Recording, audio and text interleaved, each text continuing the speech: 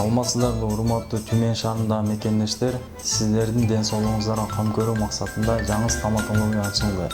Биздин дарек холодильная 65, корпус 3, Орентеры, Минский рынок.